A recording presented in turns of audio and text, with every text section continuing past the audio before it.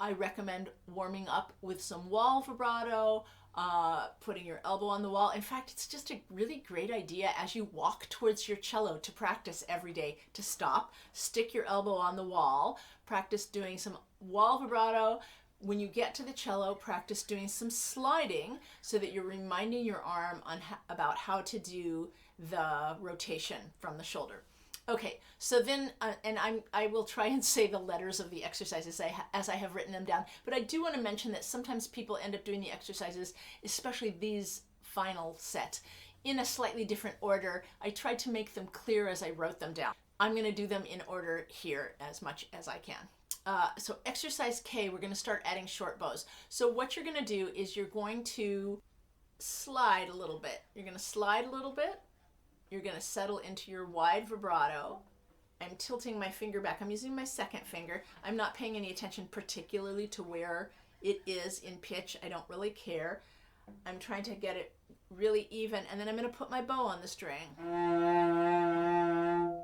And I'm just going to take a bow, and then I'm going to stop and do it again. And what I'm trying to do here is to keep this motion happening all the time without being affected by my bow. You can play really lightly with the bow. You don't have to take a long bow.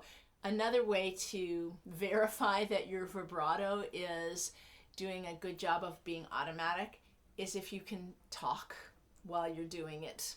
If you can do the vibrato and you don't have to put 100% of your effort, because as soon as something else happens, like the bow or changing fingers, you're going to lose your vibrato if it's not at an automatic stage.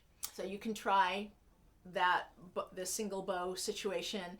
If it doesn't work, if everything just instantly seizes up in your hand when you put the bow on, not to worry. You just need to do more of the silent exercises. So go back to the previous instructions from the developing vibrato and do that a little bit longer. It might be another few days, it might be another few weeks, because what we're looking for is this automatic situation going on in your arm, so that once you start using your fingers and your bow, things don't tighten up. If that was tough to get into the vibrato and use a bow, you can also try doing this, doing a slide and taking a bow. So I'm trying to control that slide so it's approximately the same distance each time, and then pin it. So you can do a variety of those. Try different fingers for sure, but try doing some sliding with the bow, because remember, it's basically the same motion. Sliding with the bow should not be a harder thing than vibrato with the bow. Those should feel kind of equal. Then you're going to listen for a wah-wah sound. So as I do this vibrato, you can hear it going wow, wow, wow, wow. And I have a speed that I use. I wrote 60 to a quarter note, which is a good speed. I don't know if that's what my speed is. It's probably close. So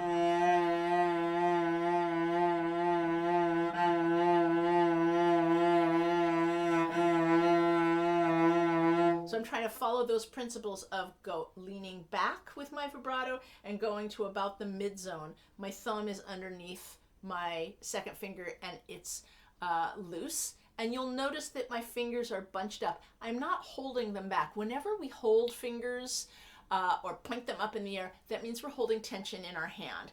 So there's a lot of reasons why we don't want to do that. First of all, because it's tightening us up, but also because your fingers aren't ready. So if you teach yourself to vibrate by pinning these fingers back, not only are you tight, but those fingers aren't ready to be used when you need to use them. And they also change the balance of your hand, because you're pulling energy away from the string. And what we want to do is we want to put all of the arm weight and all of the energy down into the string. So you will need to try to keep your fingers bunched loosely together. Remember, your fingers like to be together when they're relaxed. So keep working on that. Keep checking to make sure that you're not holding fingers up or pulling fingers back. And I think the next thing we're going to do is trying to change fingers.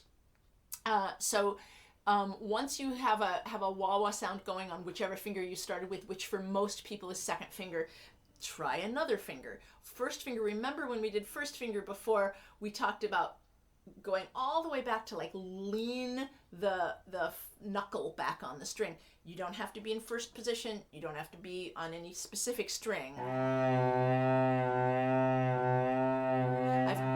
I have so much wah-wah there because I'm letting my finger go all the way back to hit the string. I actually am bending the pitch almost a half step.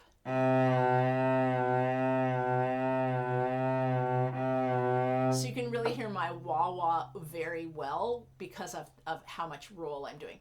Remember that you want to keep your neck close to the cello neck so that you really have the cello in the center of your body so you can use your arms equally. So try different fingers. See if you can get a wah-wah. Try different places on the cello.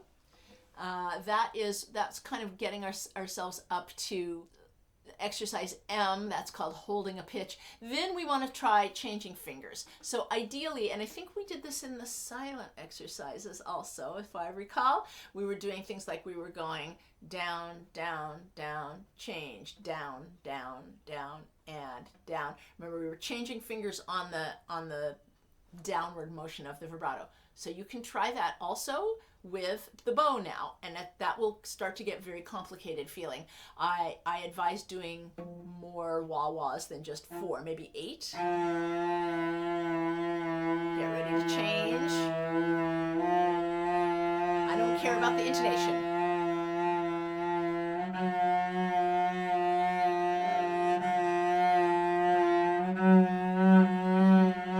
So those are not half steps.